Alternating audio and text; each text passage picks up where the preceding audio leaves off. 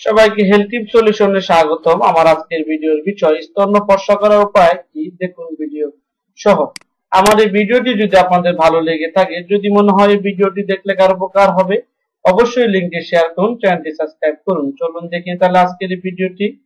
আসলে একটি বয়স বাড়ার সাথে সাথে নারীদের দেহের গঠনের বিশেষ পরিবর্তন আসে।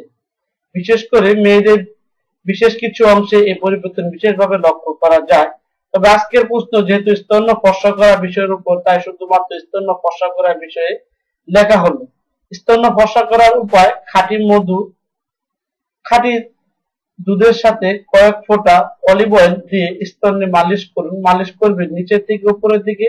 এতে দুধতে রক্ত সঞ্চালন স্বাভাবিক হবে ও সুডল হবে। মালিশ করার পর ঠান্ডা পানিতে স্নান করুন। আশা করা যায় উপরোক্ত পদ্ধতি মেনে চললে স্তন ফর্সা হওয়ার পাশাপাশি সুন্দর ও আকর্ষণীয় হবে। বৃদ্ধ হোক কারো তাড়াতাড়ি ও কারো কারো ক্ষেত্রে দেরিতে ফলাফল লক্ষ্য করা যায়।